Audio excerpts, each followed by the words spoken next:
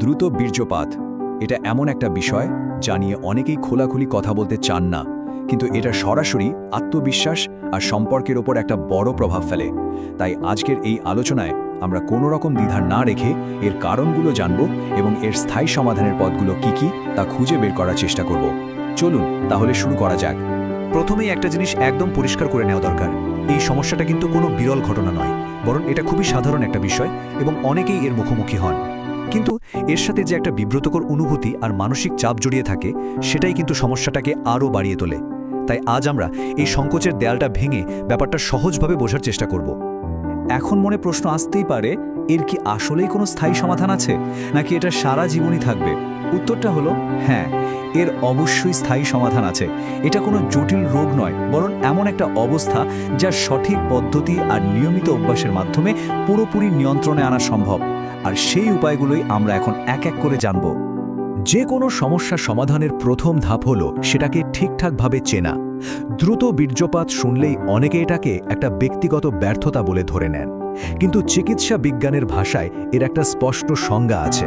আর এই সংজ্ঞাটা জানা খুব জরুরি, কারণ তাহলেই বোঝা যাবে যে এটা কোনো লজ্জার ব্যাপার নয়, বরং একটা শারীরিক অবস্থা যার চিকিৎসা সম্ভব। খুব সহজ করে বললে, যখন মিলনের শুরুতে মানে ধরুন 1 থেকে 2 মিনিটের মধ্যেই নিজের নিয়ন্ত্রণের বাইরে বীর্যপাত হয়ে যায়, তখন সেই অবস্থাকেই দ্রুত বীর্যপাত বলা হয়। এখানে মূল শব্দটা কিন্তু হলো নিয়ন্ত্রণের অভাব, মানে ইচ্ছে থাকা সত্ত্বেও সময়টাকে দীর্ঘায়িত করা যাচ্ছে না। আর আমাদের কাজটা হবে ঠিক এই জায়গাটাতে। আচ্ছা, তাহলে এখন প্রশ্ন হলো, এটা আখির কেন হয়? এর উত্তরটা কিন্তু বেশ ইন্টারেস্টিং, কারণ এর পেছনে কোনো একটা নির্দিষ্ট কারণ নেই, বরং এটা আমাদের মানসিক অবস্থা, শারীরিক গঠন আর জীবনযাপনের কিছু অভ্যাসের একটা মিশ্র ফল। চলুন এই কারণগুলোকে একটু ভেঙে ভেঙে দেখা যাক। দেখুন, কারণগুলো কত রকমের হতে পারে। একদিকে যেমন আছে মানসিক চাপ, যেমন পারফরম্যান্স নিয়ে দুশ্চিন্তা বা ভয়। এই চিন্তাটাই কিন্তু অনেক সময় সমস্যা তৈরি করে। আবার কিছু শারীরিক কারণও থাকতে পারে, যেমন পেনিসের অতিরিক্ত সংবেদনশীলতা। এমনকি আমাদের প্রতিদিনের কিছু অভ্যাস, যেমন ধরুন অনিয়মিত ঘুম বা বাজে খাদ্যাভ্যাসও এর জন্য দায়ী হতে পারে। তাই সমাধানটাও কিন্তু সব দিক ভেবেচিন্তে করতে হবে। তো কারণগুলো তো আমরা জানলাম, এবার আসা যাক সবচেয়ে গুরুত্বপূর্ণ অংশে, সমাধান। আর ভালো খবরটা হলো, এমন কিছু দারুণ কার্যকর কৌশল আছে যা এই সমস্যা থেকে বেরিয়ে আসতে সাহায্য করতে পারে। এগুলোকে বলতে পারেন নিজেদের ব্যক্তিগত টুলকিট। প্রথম যে কৌশলটার কথা বলবো সেটা হলো স্টার্ট স্টপ টেকনিক। এটা অনেকটা গাড়ির ব্রেক কন্ট্রোল করার মতো। যখন মনে হবে যে উত্তেজনা একদম চরমে পৌঁছে যাচ্ছে, ঠিক সেই মুহূর্তে সব অ্যাক্টিভিটি থামিয়ে দিতে হবে। 30 সেকেন্ডের মতো একটু অপেক্ষা করুন, দেখবেন উত্তেজনাটা একটু কমে এসেছে। তারপর আবার শুরু করুন। এইভাবে কয়েকবার রিপিট করলে মস্তিষ্ক ধীরে ধীরে ওই চরম মুহূর্তটাকে চিনতে শিখে যায়, আর নিয়ন্ত্রণ করাটাও অনেক সহজ হয়ে ওঠে। এরপর আসছে কেগল ব্যায়াম। এটাকে বলা যেতে পারে ভেতরের কন্ট্রোল মাসলকে শক্তিশালী করার একটা দারুণ উপায়। এই পেশিগুলো চেনার সবচেয়ে সহজ উপায় হলো প্রস্রাব করার সময় মাঝপথে তা থামানোর চেষ্টা করা। যে পেশিগুলো ব্যবহার করে এটা করা হয় সেগুলোই হলো পেলভিক ফ্লোর মাসল। দিনে কয়েকবার কয়েক সেকেন্ডের জন্য এই পেশিগুলোকে শক্ত করে ধরে রেখে আবার ছেড়ে দিন। এতে বীর্যপাত নিয়ন্ত্রণের ক্ষমতা ভেতর থেকে অনেক বেড়ে যাবে। হয়তো বিশ্বাস হবে না, কিন্তু আমাদের নিঃশ্বাসই হতে পারে সবচেয়ে বড় একটা অস্ত্র। যখন আমরা খুব উত্তেজিত থাকি, আমাদের নিঃশ্বাস দ্রুত আর ছোট হয়ে যায়। এতে উত্তেজনা আরও বেড়ে যায়। এর বদলে যদি ধীর আর গভীর শ্বাস নেওয়া যায়, মানে নাক দিয়ে লম্বা শ্বাস নিয়ে মুখ দিয়ে আস্তে আস্তে ছাড়া হয়, তাহলে আমাদের নার্ভাস সিস্টেমটা শান্ত হয়। এতে উত্তেজনা নিয়ন্ত্রণে থাকে আর সময়ও স্বাভাবিকভাবেই বেড়ে যায়। একটা খুব সহজ আর কার্যকরী সমাধান হতে পারে কন্ডোমের ব্যবহার।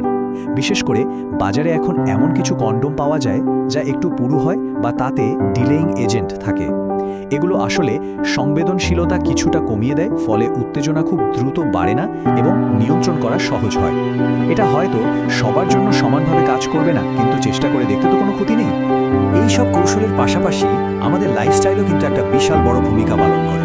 শরীরটাকে একটা ইঞ্জিনের মতো ভাবা যেতে পারে। যদি ঠিক মতো যত্ন না নেওয়া হয়, তাহলে পারফরম্যান্স তো কমবেই। ধূমপান, অপর্যাপ্ত ঘুম বা অতিরিক্ত মানসিক চাপ এগুলো যৌন স্বাস্থ্যকেও দুর্বল করে দেয়। তাই নিয়মিত ব্যায়াম, ভালো ঘুম আর স্বাস্থ্যকর জীবনযাপন গড়ে তোলাটাও এই সমাধানের একটা গুরুত্বপূর্ণ অংশ। আর সবকিছুর উপরে যেটা রয়েছে সেটা হলো কমিউনিকেশন বা খোলামেলা আলোচনা। এই সমস্যাটাকে যদি একা নিজের বোঝা মনে করা হয়, তাহলে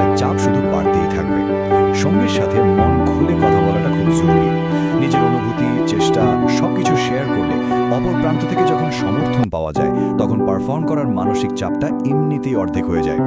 বিশ্বাস করুন, পারস্পরিক বোঝাপড়ায় আত্মবিশ্বাস ফিরিয়ে আনার সবচেয়ে শক্তিশালী ওষুধ। তবে একটা কথা অবশ্যই মনে রাখতে হবে, যদি এই সব কৌশল চেষ্টা করার পরেও সমস্যাটা থেকেই যায়, তাহলে একদমই দ্বিধা না করে একজন বিশেষজ্ঞ ডাক্তারের পরামর্শ নেওয়া উচিত। এটা কোনো দুর্বলতা নয়, বরং নিজের স্বাস্থ্যের প্রতি দায়িত্বশীল হওয়ার লক্ষণ। হতে পারে এর পেছনে এমন কোনো শারীরিক কারণ আছে যা একমাত্র একজন ডাক্তারই সঠিকভাবে নির্ণয় করতে পারবেন। আমরা আলোচনার প্রায় শেষ দিকে চলে এসেছি। এতক্ষণ ধরে আমরা সমস্যাটা চিনলাম, এর পেছনের কারণগুলো জানলাম, আর সমাধানের অনেকগুলো পথও দেখলাম। এবার সবকিছুকে একসাথে করে আত্মবিশ্বাস ফিরে পাওয়ার দিকে এগিয়ে যাওয়ার পালা।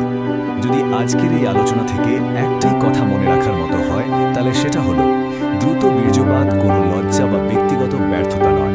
এটা একটা খুবই সাধারণ স্বাস্থ্য সমস্যা, অনেকটা ডায়াবেটিস বা উচ্চ রক্তচাপের মতোই, যার সঠিক সমাধান আছে।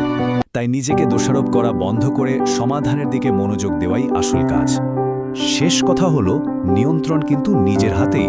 সঠিক কৌশল, একটু ধৈর্য আর নিয়মিত চেষ্টা, এই তিনটে জিনিস একসাথে কাজ করলে হারানো আত্মবিশ্বাস ফিরে পাওয়া শুধু সম্ভবই নয়, বরং এটা হবেই। প্রশ্নটা হলো, আজ থেকেই কি সেই প্রথম পদক্ষেপটা নেওয়ার জন্য প্রস্তুত? কারণ একটা সুন্দর এবং তৃপ্তিদায়ক যৌন জীবন গড়ে তোলার ক্ষমতা কিন্তু নিজের হাতেই রয়েছে।